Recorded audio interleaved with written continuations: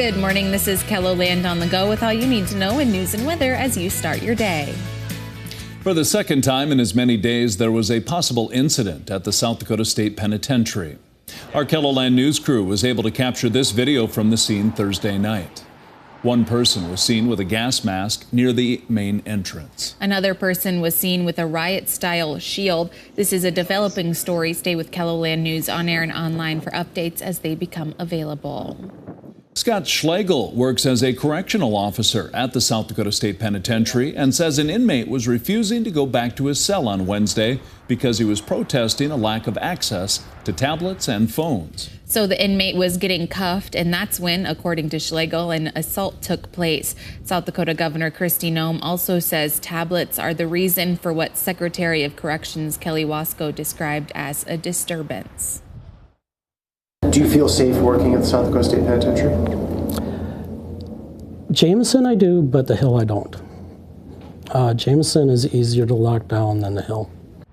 He works at the Jameson Annex, which is on the penitentiary grounds near the big building visible on top of the hill. In a statement, Wasko said, quote, "After a disturbance which included a staff assault, the response followed established protocol and was conducted professionally, swiftly, and thoroughly."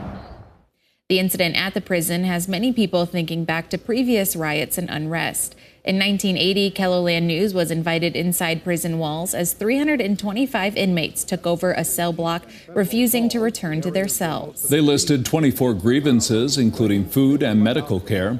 Dexter Gronseth, our current assignment editor, was the photographer on scene that day. I remember the big door ready to go into what was then called Federal Hall, I believe. And we looked back at the warden and asked if there were any guards coming with us. They said, no, you two are on your own.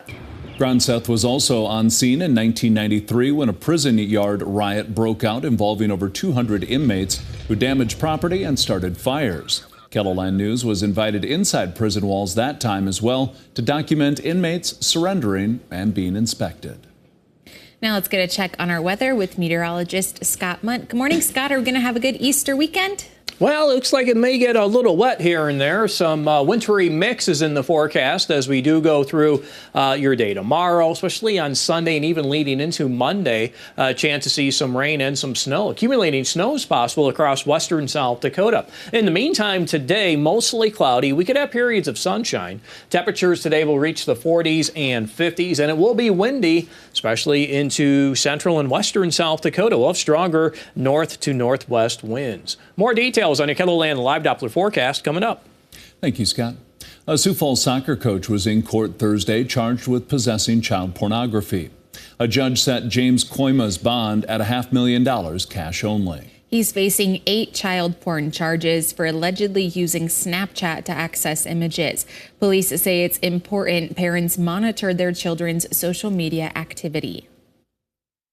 I know that a lot of the time parents may think that it's the kid's phone or it's their account, but you're the parent. You need to do the job, and that sometimes involves making sure what your kids are doing and making sure they're staying safe. Koima was a parent coach with the Dakota Alliance Soccer Club, but officials with the organization say it appears none of the alleged crimes are connected with any club activities. Millions of dollars are headed to organizations and child care providers in South Dakota.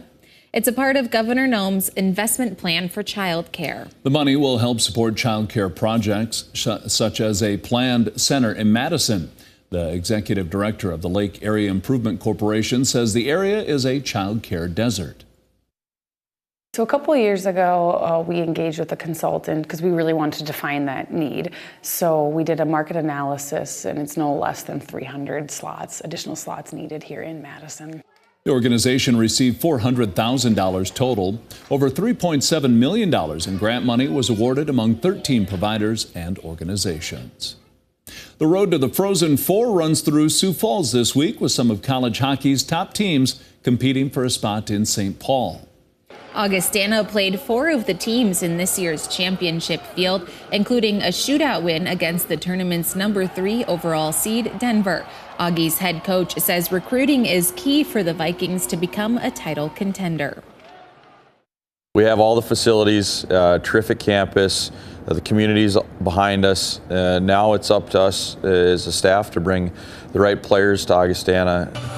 Augustana finished its inaugural season with a 12-18-4 record. Boston University will meet Minnesota in the Sioux Falls Regional Final at 5:30 tomorrow afternoon. The winner will advance to the Frozen Four starting on April 11th in St. Paul.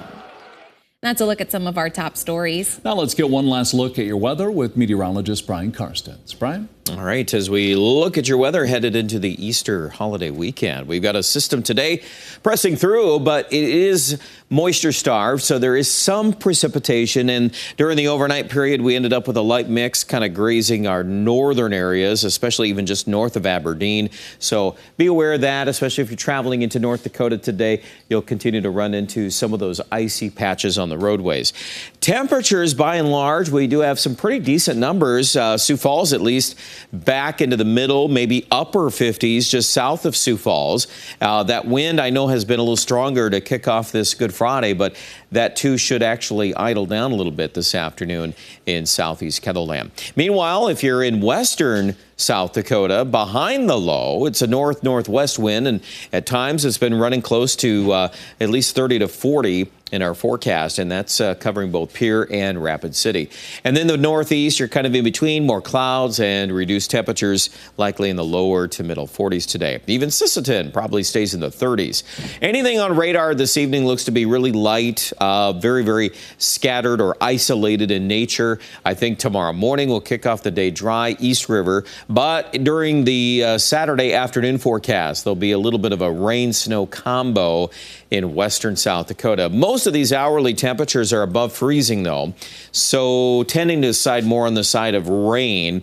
But keep in mind that this is going to regenerate into Sunday, Easter, and on Monday. And as that happens here, western South Dakota, the probability of picking up accumulating snow is actually fairly significant. So I would urge travelers, the western half of Ketherland, you're going to have to probably pay a little more attention to the weather forecast Sunday, especially Sunday night and early Monday. Now you can see that those colors are showing that already Easter morning.